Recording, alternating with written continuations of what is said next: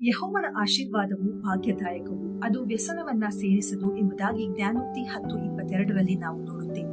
ದೇವರಿಂದ ಬರುವಂತ ಆಶೀರ್ವಾದವು ಶುದ್ಧ, ಪರಿಪೂರ್ಣ ಹಾಗೂ ಪರಿಪಕ್ವತೆಯನ್ನ ಹೊಂದಿರುತ್ತದೆ. ದೇವರು ಒಬ್ಬನನ್ನು ಆಶೀರ್ವದಿಸುವುದಾದರೆ ಅದರಲ್ಲಿ ಯಾವುದೇ ರಹಸ್ಯವಾಗಲಿ, ವಿಷಾದವಾಗಲಿ ಅಥವಾ ದುಃಖವಾಗಲಿ ಬೆರೆತಿರುವುದಿಲ್ಲ. ಸಾಮಾನ್ಯವಾಗಿ ಒಬ್ಬ ವ್ಯಕ್ತಿಯ ಯಶಸ್ಸು ಚಿಂತೆ, ಒತ್ತಡ ಮತ್ತು ನಿದ್ರಾಹೀನತೆಯನ್ನ ತರುವಂತದಾಗಿದೆ.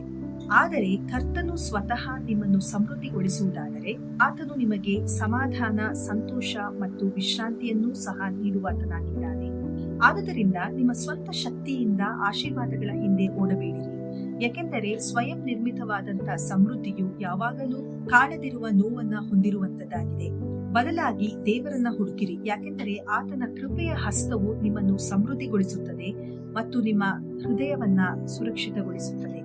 ಆಶೀರ್ವಾದದ ನಿಜವಾದ ಅಳತೆಯು ಸಂಪತ್ತು ಅಥವಾ ಆಸ್ತಿಯಲ್ಲ, ಬದಲಾಗಿ ಯೇಸು ಕ್ರಿಸ್ತನಲ್ಲಿ ನಿಮ್ಮ ಹೃದಯವನ್ನ, ಮನಸ್ಸನ್ನ ಕಾಯುವ ದೈವ ಶಾಂತಿಯಲ್ಲಿದೆ.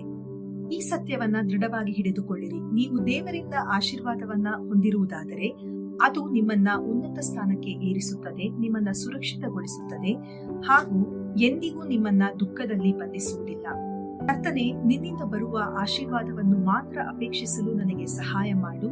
ನಿನ್ನ ಅನುಗ್ರಹವು ದುಃಖವಿಲ್ಲದೆ ನನ್ನ ಜೀವನವನ್ನ ಸಂತೋಷ, ಶಾಂತಿ ಮತ್ತು ಶಾಶ್ವತ ಭರವಸೆಯಿಂದ ಸಮೃದ್ಧಿಗೊಳಿಸಲಿ ಎಂಬುದು ನಿಮ್ಮ ದಿನನಿತ್ಯದ ಪ್ರಾರ್ಥನೆಯಾಗಲಿ. ದೇವರು ನಿಮ್ಮನ್ನ ಆಶೀರ್ವದಿಸಲಿ.